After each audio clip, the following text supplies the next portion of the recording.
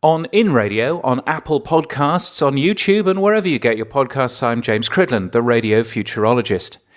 In a bar in Canada, two men jabbed their fingers at me recently in a friendly way and asked me a simple question. Where is the best-sounding radio in the world? And what a great question that was. Well, I avoided the answer and we discussed it, and I think we got broad agreement on what helps make great-sounding radio and the things you need for it.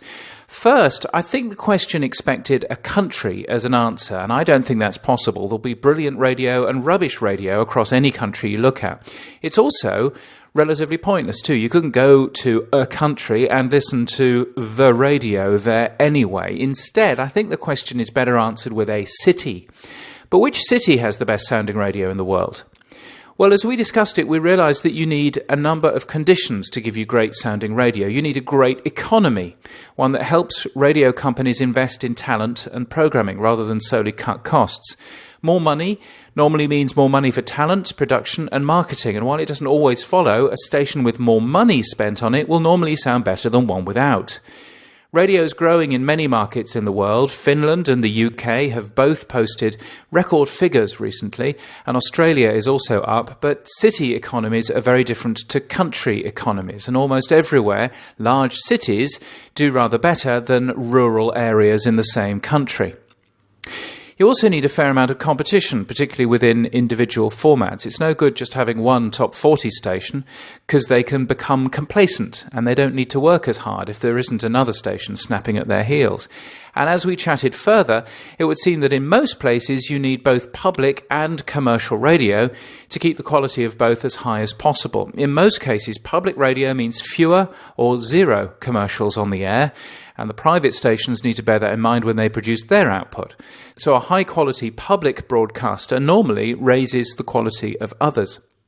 A place with a multi-platform market also helps to increase competition, of course. Whether it's DAB or internet radio, more choice for the listener can lead to higher quality programming, as radio stations work harder to retain market share. So our beer-fueled panel also highlighted another condition, a fluid market. If there's no movement in the station rankings, things can get a little stale and boring. But if there are regular upsets and switches in station order, that leads to much more interesting competition, a much more interesting sounding radio.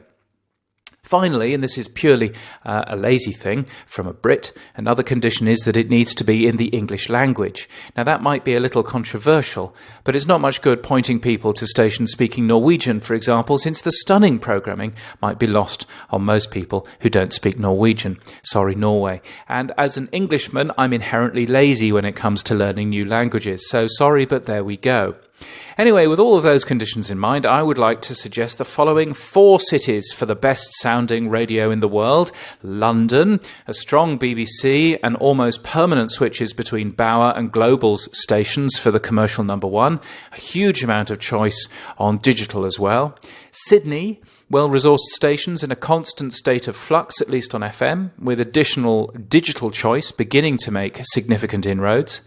Vancouver, rather more movement in this market than in Toronto, and therefore a much more interesting listen than the same old from Canada's largest market. And Dublin, very competitive market in Dublin. There's a wide variety of stations and formats, both local and national. And no, there's no US radio market here. In the opinion of my friends around the table, US radio hasn't been the best sounding for many years. It'd be interesting to know what you think. I'm on Twitter, at James Cridland, or on Facebook. Just search for me at facebook.com/radiofuturologist. You can also get my newsletter, james.cridland.net. We'll find that. That's not the usual URL I give out. I should give out my proper URL, which is james.crid.land. Yes, that's it. And that's how you get my newsletter. And until next time, keep listening.